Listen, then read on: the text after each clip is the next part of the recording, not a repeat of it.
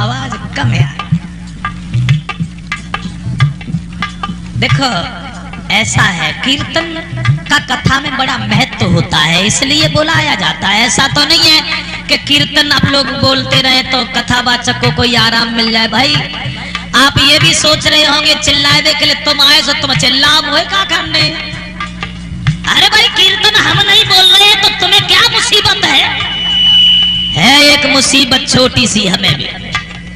हम क्यों कह रहे हैं कि कीर्तन बोलो। एक जगह ये लिख दिया यहाँ पेशाब करना मना है लिख दिया यहाँ पेशाब करना मना है। एक बिना पढ़ा लिखा निकला वहां से, उसने खड़े होके पेशाब कर दी। उसे पेशाब करते हुए देखते एक पढ़ा लिखा जा रहा था, उसने भी पेशाब कर दी, दोनों को पकड़ लिया। क्यों मूर्खो, जब लिख दिया यहाँ पेशाब करना मना है तो तूने पेशाब क्यों की। बिना पढ़ा लिखा कहने लगा साहब हम तो पढ़े ही लिखे नहीं है, हमने तो जान ही नहीं पाया क्या लिखा है। दूसरे से पूछा तू, बोला हवा एमए किया है। बोले फिर भी तूने भूल की, जो लिख दिया यहाँ पेशाब करना मना है तूने पेशाब क्यों की। इधर आ दोनों, तुम दोनों पर जुर्माना होगा। बिना पढ़े लिखे 10 रुपया तू दे जुर्माना के, और पढ़े लिखे से 100 रुपया तू दे जुर्माना के। पढ़ो लिखो कान लगो, हमने का जाता ज्यादा पेशाब करी सब 100 रुपया दे दे। हम 100 रुपया काय बात दे, लेकिन 100 रुपया तू जब तक दे तो तूने जानबूझ के भूल की है, इसलिए तुझसे 100 रुपए लगेंगे। तो हम कीर्तन के लिए इसलिए कह रहे हैं कि जब वहां पहुंचेंगे आप लोगों से पूछा जाएगा क्यों भाई तुम लोग कथा तो सुनते रहे लेकिन तुम लोगों ने कीर्तन क्यों नहीं बोला।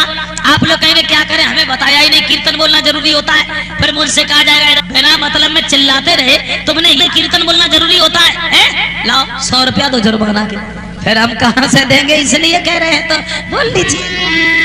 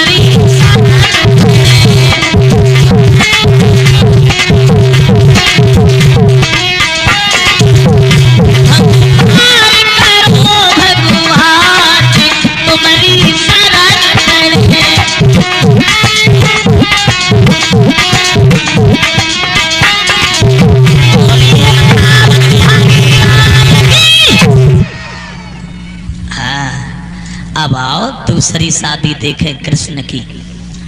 पहला विवाह रुक्मिणी से हुआ, दूसरा विवाह इनका कैसे हुआ। और ब्याह एक भाव निरे ब्याह आए। ये 51 रुपए का हार हमारे पास रमेश चंद्र पुजारी और 11 रुपया भेजवा रहे हैं राविंदर सिंह व्यापारी। ये हैं डिस्ट्रिक्ट उन्नाव के रहने वाले। और 10-10 रुपया सभी साथियों को, 51 रुपया हमारे पास शिव कुमार सिंह यादव बारेपुर के रहने वाले हैं। उन शिव कुमार सिंह यादव जी की तरफ से ये पुरस्कार हमारे पास आया है। भगवान लंबी उम्र देता रहे, समाज का सम्मान मिलता रहे। आइए कृष्ण की दूसरी शादी। सत्राजित की एक लड़की थी जिसका नाम था सत्यभामा। सत्राजित के एक भाई और था जिसका नाम था प्रसेन। तो सत्राजित सूर्य भगवान का पुजारी था। सूर्य भगवान ने सत्राजित को खुश होकर के एक श्यामंतक मणि दे दी। उस मणि से सोना निकलता था और वो मणि सूर्य की तरह चमकती थी। एक दिन सत्राजित का भाई बोला, भैया ये मणि हमें दे दो, आज हम शिकार खेलने जा रहे हैं तो मणि साथ ले जाएंगे। का कोई बात नहीं, ले जाओ। प्रसेन मणि को लेकर के जंगल में चला गया। जंगल में एक हिरन के ऊपर निशान साध रहा था। पीछे से शेर ने दबा लिया और शेर ने प्रसेन को वहीं मार डाला। मणि को मुंह में दाब करके शेर जंगल में भाग गया। जंगल में जामवंत रहते थे, जगह के शेर के मुंह में बड़ी प्यारी मणि है। भागे, उन्होंने शेर को पकड़ के मार डाला और मणि को लेकर के अपनी गुफा में चली गई। अब क्या हुआ? 4-6 दिन हो गए, प्रसेन लौट के ही नहीं आए। अब प्रसेन लौट के तब आए जब कहीं हो वो तो मारे गए। लेकिन सत्राजित को एक वहम हो गया, लगता है मेरे भैया को कन्हैया ने मार डाला, अन्यथा मेरे भाई को कोई मार ही नहीं सकता है। मेरा भाई बहादुर है। लगता है कन्हैया ने मर के लालच में मेरा भाई मुझसे छीन लिया। लेकिन ये बात उसने कही किसी से नहीं। भाई के दुख में उसका खाना पीना भी छूट गया।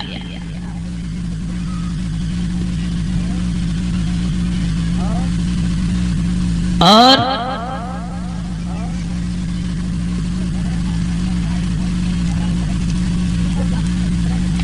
एक दिन सत्राजित की पत्नी ने पूछा, महाराज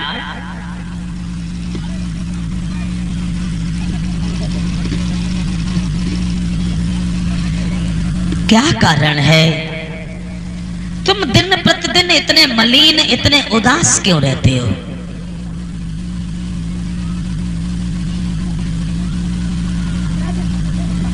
सत्राजित बोले, क्षमा कीजिए,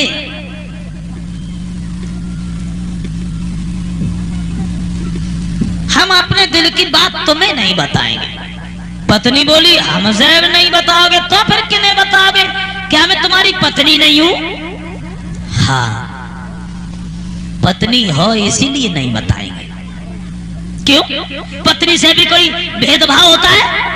हाँ, आदमी समाज में सर उठा करके अगर जीना चाहे तो कुछ बातों का ध्यान रखे। सत्राजित अपनी पत्नी से बोले, समाज में सर उठा के जीना चाहे तो कुछ बातों का ध्यान रखे। किन बातों का ध्यान रखे? तो बोले,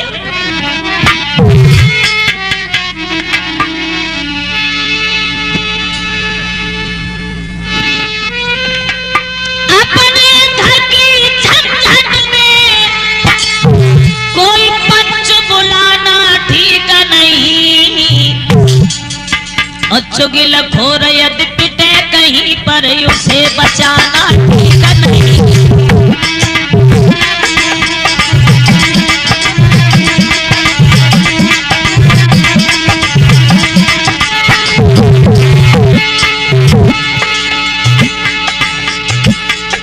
भैया चाहे कितनों मेरी हो, बस भेद छुपाना ठीक नहीं।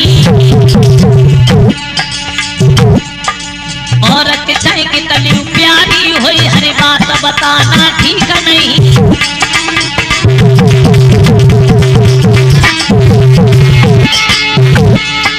नारी कितनी विद्वान सही, लक्षण सब में आता है। इनके तो पेट में बात की क्या पानी तक नहीं समाता है।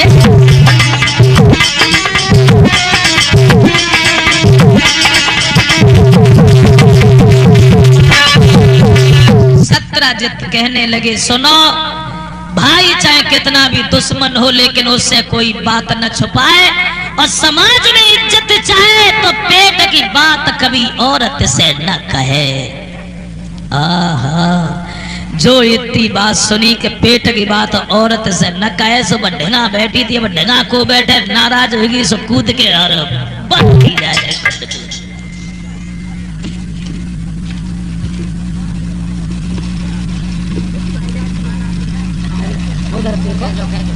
उधर